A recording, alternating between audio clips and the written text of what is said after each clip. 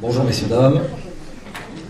Alors, je me présente, Jean-Louis Chavaillet, je suis marié, 4 enfants, je vis dans le 20e arrondissement et je vous expliquerai ce que je connais moi aussi avec les rassemblements de jeunes. Mais auparavant, je voulais vous dire que la Fédération du Rassemblement Bleu Marine de Paris est tellement consciente du problème d'incivilité et de sécurité dans le 20e arrondissement, le 18 et le 19e, qu'ils m'ont demandé de prendre la tête de liste.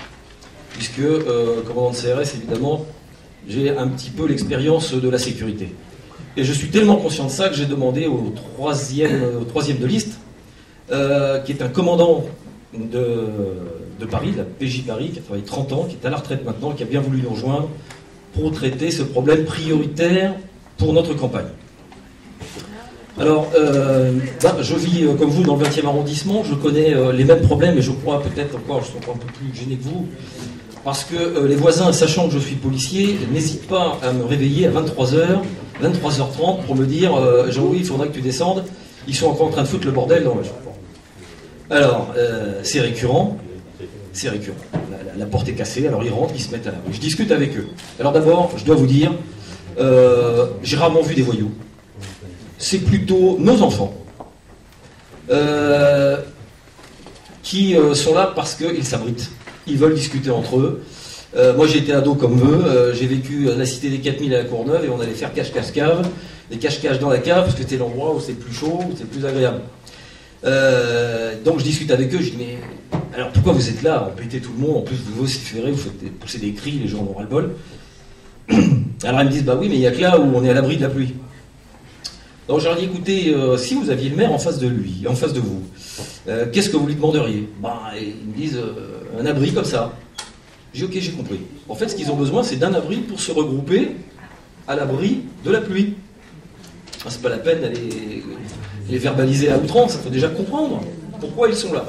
Et quand on comprend la cause, après on peut trouver la bonne solution. Et à mon avis la bonne solution avec les institutions, avec les associations de quartier, de copropriétaires et de locataires, ce serait de faire des petits endroits, 7, 8 personnes maximum, à certains endroits des quartiers, pour qu'ils puissent se rassembler et ne plus gêner les gens là où ils habitent. Ça, c'est une solution pratique. On a tout essayé. Pour pas qu'ils s'appuient contre les murs, on avait mis du blanc. Comme ça, ils ne s'appuient déjà plus sur les murs, ils restent moins longtemps. Après, on a imaginé de mettre une machine ultrason, bon, ça coûte 800 €.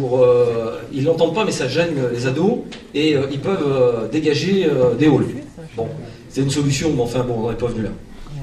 Il se trouve qu'évidemment quand vous êtes policier c'est un petit peu plus facile, vous sortez la carte de police, généralement ça se passe bien, vous discutez un peu et ça va. Et de temps en temps c'est tendu. J'ai des voisins qui n'ont pas hésité à acheter des gazeuses et puis de gazer les mouflets. Bon, c'est comme ça. Après, il faut se dépatouiller avec la police locale. Bon, en ce qui concerne, j'allais dire, la sécurité en général. D'abord, la sécurité en général, c'est un problème national. Il y a une politique pénale qui est faite au niveau d'un gouvernement. Aujourd'hui, nous avons une politique pénale, vous savez comment elle est. Je ne peux pas trop m'exprimer à ce sujet parce que, étant encore en active, j'ai une obligation de réserve. Mais vous, là, dans votre document, vous parlez surtout des incivilités, plus que de la sécurité. Mais des fois, ça déborde un peu, si j'ai bien compris. Bon, c'est ce que je connais, quoi, enfin. Alors, dans le programme du Front National, et on va parler directement et concrètement, d'abord, en ce qui concerne la sécurité, il y a un budget. La mairie donne un budget sécurité pour la police nationale, pour le préfet de police et les inspecteurs de voie publique, les ISVP, qui n'ont pas une compétence étendue. Il serait très intéressant que les ISVP aient une compétence étendue qui permettrait de gérer les incivilités et non pas uniquement les problèmes d'urine dans les parcs et jardins. D'autant plus qu'ils sont bien formés. J'ai été les voir, ils sont costauds les gars, ils font du sport de combat, ils ont le tonfa, ils ont du matériel. Ça peut être intéressant de leur donner des compétences supérieures.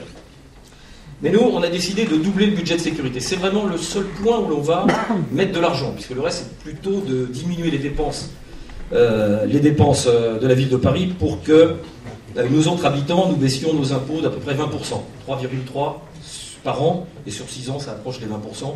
C'est le but qu'on s'est donné. Mais néanmoins, il faut quand même faire des dépenses. C'est la dépense de sécurité prioritaire. 6% du budget de la ville est dédié à la sécurité, il faut qu'on la monte à 12%. Il faut vraiment qu'on mette le paquet. Alors qu'est-ce qu'on fait ? Et qu'est-ce qu'on demande au préfet? Alors le préfet, ok, on paye, mais on veut ça, ça et ça. Et on veut de la sécurité dans le 20e. On veut de la sécurité dans le 19e, dans le 18e. Ces 3 arrondissements clés. On veut doubler les caméras de surveillance. Nous avons des caméras de surveillance, surtout pour le maintien de l'ordre, surtout pour la circulation, mais moins dans les quartiers chauds. Là, il faut en mettre. Il faut en mettre et surveiller. En fait, quand on met des caméras de surveillance, c'est plutôt dissuasif parce qu'il y a un enregistrement qui est fait sur 30 jours. C'est un enregistrement. Quand il y a un problème, on regarde ce qui se passe. Donc on ne surveille pas les gens en permanence. D'abord, on n'a pas assez de personnel pour le faire. Et de toute façon, on pourra détailler encore. On pourra détailler un petit peu. Oui, absolument. Bon, ok. Juste alors, donc sur la sécurité générale, multiplier les policiers, ça ne sert à rien. C'est des emplettes sur la jambe de bois si vous n'avez pas une politique pénale sérieuse. Ça ne sert à rien. Ils arrêtent 10 fois les mêmes personnes, ils ressortent immédiatement. Donc les policiers, on aura le bol. Il faut savoir qu'ils ont les bras qui tombent par terre parfois. Et là, il faut les regonfler. Et là, je peux vous dire, maire de cet arrondissement, il y aura une symbiose avec les gens du commissariat. Le commissaire et moi, on fera qu'un. Les fonctionnaires pourront venir à la mairie, ils seront chez eux. Les commissaires, pardon, les policiers de base. Il faut qu'ils sentent que le maire est là avec eux et qu'il leur demande quelque chose pour la population. Et pour la population, je vais vous demander de mettre en place dans votre quartier voisins vigilants. Je vais réactiver la circulaire de Guéant sur voisins vigilants. Vous êtes bien partis. Nous, on a formé une association de locataires pour se protéger. Ça a fonctionné. On a été rédigé une main courante au commissariat et on a vu les VTTistes patrouiller dans le quartier où nous sommes. Et notamment chez nous. Non, on pourra peut-être en reparler aussi de ça aussi, puisque voilà. Ok, j'ai passé mon temps là. Oui, ça en fait très vite. Merci beaucoup en tout cas.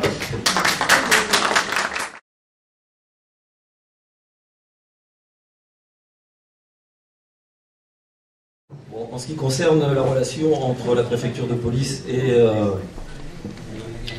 la mairie de Paris, puisque c'est à ce niveau-là que ça se joue. Vous remarquerez que lorsque le maire de Paris est de la même couleur politique que le préfet, que le gouvernement, ça n'avance pas. Si vous avez un maire de Paris, comme Valorant de Saint-Just, qui pourrait devenir le maire de Paris pour le Front National, qui serait le maire de tous, n'étant pas de la même couleur politique que le préfet de police et que le gouvernement, serait forcément plus tenace et exigeant. Si on ne donne pas d'argent à la police, on n'aura pas de résultat. Il faut quand même mettre de l'argent au bout pour avoir le droit de dire on exige telle chose, telle chose, telle chose. C'est important. Or, nous prévoyons de doubler le budget pour la préfecture de police. Voilà. Alors, en ce qui concerne la mixité sociale et logements sociaux, nous on a un plan particulier qui vaut ce qu'il vaut. On s'aperçoit que l'on fait fuir les classes moyennes, qu'on remplace par une population notamment issue de l'immigration qui vient des banlieues, des grandes banlieues. Il faut dire que M. Delanoë, dès son arrivée, a lâché le pouvoir d'attribution. Il a donné à M. Huchon, à la région. Résultat, le Grand Paris se fait de ce côté-là, en quelque sorte. Et c'est au détriment des gens de Paris qui travaillent dans Paris. Donc nous, la solution, c'est, dans les critères d'attribution, de faire en sorte que ceux qui travaillent dans Paris puissent résider dans Paris. Donc les logements sociaux doivent être en priorité aux gens qui travaillent dans Paris.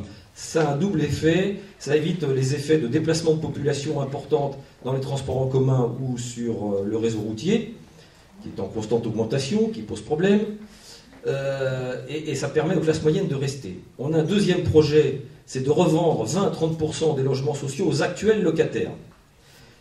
Ceux qui auront vécu 8 ans dans leur logement pourront l'acheter à un prix très intéressant, pouvant aller jusqu'à 50% du prix de marché. Prenons un prix de 8 000 € le mètre carré, un appartement de 50 mètres carrés égale 400 000 €, il pourrait être vendu aux alentours de 200 000 €, à condition d'y résider ou de ne pas le revendre pour éviter la spéculation immobilière dans les 9 ans qui suivent. Sinon, il y a une clause de retour sur Paris Habitat qui revient sur le bailleur social. Ça permettrait de remettre de la mixité dans tout ça et de fidéliser les gens qui ont tendance à fuir. C'est ce que nous proposons pour le logement social. Mais en ce qui concerne le problème que vous avez posé, parce que là on parle d'un problème général de sécurité, mais on pourrait s'étendre sur les frontières, le retour des frontières, etc. Là, je rappelle, j'étais en train de dire dernièrement l'éloge des frontières de Régis Debray. Où Régis Debray s'est aperçu que, l'homme de gauche, s'est aperçu qu'on a ouvert toutes les frontières et en fin de compte les gens vivent dans un espace plus restreint. C'est-à-dire qu'on se bloque derrière les digicodes. Regardez, à Paris, tout le monde est derrière des digicodes. Ou on est sur sa communauté identitaire, ou on est sur la famille et on touche la famille. Quand on touche la famille, ça débarque dans la rue. Vous avez vu ce qui s'est donné, ce qui s'est passé avec le mariage pour tous. Des gens qu'on n'avait jamais vus dans la rue, descendent. C'est-à-dire là, les provinciaux sont descendus, les gens ordinaires sont descendus. C'est pas les spécialistes que j'avais l'habitude de voir, la CGT, etc. Là, c'est des gens de partout. Alors, je vais revenir un tout petit peu sur la partie qui nous importe, qui concerne... alors, pour les abris, oui, vous avez raison, les abris peuvent être aussi des endroits de regroupement de vente de drogue, mais pour l'instant, c'est déjà dans les immeubles. Alors, il faudrait déjà mieux les sortir des immeubles pour que les gens puissent dormir. Parce que je peux vous dire que j'ai vu des gens péter les plombs parce qu'ils ne peuvent pas dormir et qu'on retrouve à l'hôpital. Ça arrive assez souvent. Moi, je souhaite que l'on remette en place, alors on a prévu dans tous les arrondissements, avec Valorant de Saint-Just, de remettre le conseil des familles. C'est-à-dire cette espèce de conseil où le maire convoque la famille et discute avec les parents pour dire, attention, il y a des limites à ne pas dépasser, sinon il y a des avantages sociaux, il y a 29 avantages sociaux non prévus, enfin qui ne sont pas obligatoires, qui sont donnés par la ville de Paris. On pourrait peut-être revenir dessus. Hein, il faut peut-être remettre la pression sur les familles. Évidemment, il y a des familles monoparentales. Moi, j'ai vécu dans une famille monoparentale. On dit 2 garçons. Je peux vous dire que ma mère avait du mal avec ces 2 gars. C'est vrai qu'il faut aussi comprendre la maman qui est toute seule avec ses enfants et il faudra peut-être lui donner un coup de main. Et là, il faudra réfléchir ensemble. Voilà. Et le dernier point, le point qui est très intéressant, c'est voisins vigilants. Donc là, je vais développer un petit peu. Voisins vigilants, je ne sais pas si vous en avez entendu parler. Ça s'est développé en Grande-Bretagne. Ça a fait baisser les cambriolages et infractions diverses entre 20 et 30%, selon que la population s'implique ou pas. Et ça crée du lien social, un petit peu dans le prolongement de ce qu'a fait notre ami, qui est, d'ailleurs, je lui dis bravo à ce sujet, car moi je m'appuie dessus, qui est, comment ça s'appelle, le repas des familles. La fête des voisins, qui est très intéressant. On peut démarrer avec la fête des voisins et continuer ainsi de suite. C'est très bien. Voilà. Je sens bien que tous les acteurs ici aiment notre arrondissement. Ça me fait plaisir de voir qu'ils sont attentifs à nos problèmes. Très bien. Je vous remercie, messieurs. Merci, monsieur.